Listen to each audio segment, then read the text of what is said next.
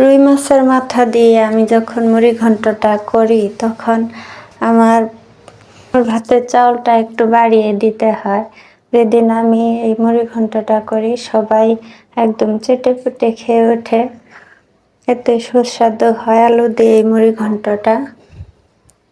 তো আমি কিভাবে করি আপনারা দেখতে থাকেন। আমি প্রথমে মাছগুলো মশলা দিয়ে ভেজে নেব, আমরা যেভাবে সবসময় মাছ ভেজে নিই, হলুদ মরিচ লবণ দিয়ে সেভাবে ভেজে নেব।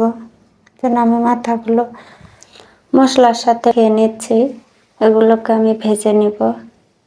আর মুড়ি ঘন্ট তো অনেকেই অনেকভাবে করে, ডাল দিয়ে করে, মুগ ডাল দিয়ে। আমি এভাবেই করি, বেশিরভাগ আমি করে থাকি। আমার পরিবারের সবাই এই মুড়ি ঘন্টটাই বেশি পছন্দ করে। আমি মাছগুলো এইভাবে ভেজে নিচ্ছি। উল্টে আমি সব দিক ভালোভাবে ভেজে নেব, দুই পাশেও ভেজে নেব আর নিচেও ভেজে নেব, যাতে সমানভাবে সব দিকেই ভালোভাবে ভাজা হয়। এই যে আমি কিভাবে করছি দেখে বুঝবেন।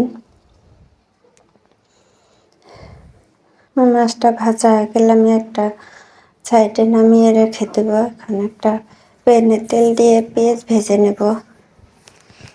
পেঁয়াজটাকে ভাজা হয়ে গেলে আমি দিয়ে দেব শুকলা। আমি সবসময় দেখে থাকবেন, আমি সহজভাবে দেখানোর চেষ্টা করি। ঘরে যা উপকরণ থাকে তাই দিয়ে আমি করে দেখানোর চেষ্টা করি, যাতে আপনারা সহজে ঘরে যা থাকে তাই দিয়ে করতে পারেন।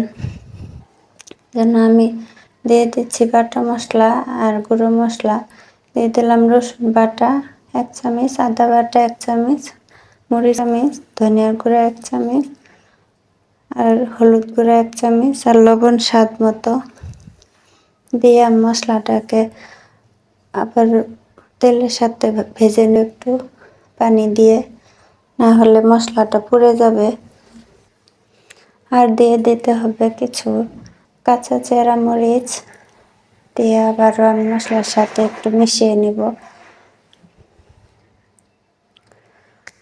দিয়ে এখন দিয়ে দিব আলু। আমি 2টা আলু নিয়ে নিয়েছি। এখন আলুকে কিউব কিউব করে কেটে নিয়েছি।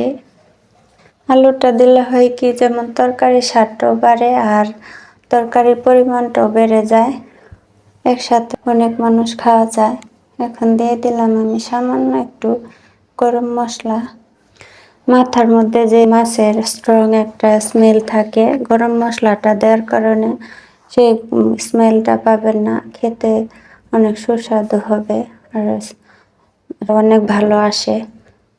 এখন আমি দিয়ে দিলাম মাছগুলো, মানে মাছের মাথাগুলো দিয়ে আমি একটু ভালোভাবে মিশিয়ে নিয়ে আমি একটু ভেঙে দেব।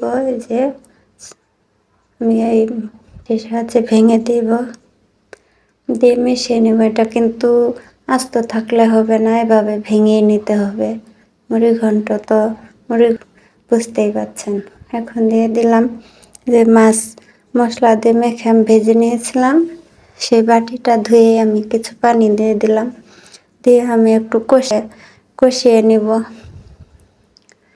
মাছটাকে আলুর সাথে কিছুক্ষণ কষিয়ে নিতে হবে। আমার চ্যানেলটা এখনো সাবস্ক্রাইব করেননি, যারা আমার চ্যানেলটাকে সাবস্ক্রাইব করে দিবেন, আর যারা করেছেন তাদেরকে অসংখ্য ধন্যবাদ।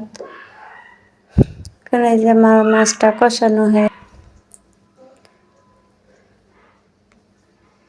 এখন আমি দিয়ে দেবো পানি। আমি 1 কাপের মতো পানি দিয়ে দিয়েছি, আমি আরো 1 কাপ পানি দিয়ে দিচ্ছি। যেহেতু আলুটা সেদ্ধ হতে হবে, সেজন্য পানিটা আমি পরিমাণ মতো দিলাম, আপনারা পরিমাণ মতো দিয়ে নেবেন।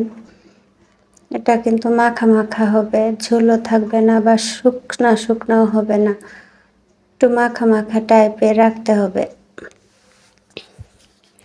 আর মাঝে মাঝে ঢাকনা খুলে নেড়ে নেবেন, নাহলে তলা থেকে পুড়ে যাবে।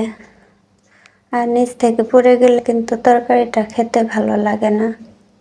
এখন আমি দিয়ে দিলাম কিছু ধনিয়ার পাতা। ধনিয়ার পাতাটা দিলে কিন্তু তরকারির স্বাদটা এমনিতেই অনেক বেড়ে যায়। শীতের সময় তো ধনিয়া পাতা ছাড়া তরকারি এটা ভাবাই যায় না। আমি ধনিয়া পাতাটা দিয়ে চেড়ে পাতাটাকে মিশিয়ে দিলাম। আর বেশিক্ষণ আমি চুলায় রাখবো না, আমার তরকারিটা হয়ে গেছে। এখন আমি একটা বাটিতে নামিয়ে নিচ্ছি। এই মুড়ি ঘন্টটা এতটাই সুস্বাদু যে আমি যেদিনই বাসায় করি সেদিন আমার আর মনে হয় অন্য কিছু আর করার দরকারই পড়ে না। এটা দিয়ে খাওয়া হয়ে যায়, সবাই এটা পেলে আর অন্য কিছু খোঁজেই না। আজ এই পর্যন্তই, দেখা হবে অন্য কোনো ভিডিওর সাথে। সবাই ভালো থাকবেন। আল্লাহ হাফেজ।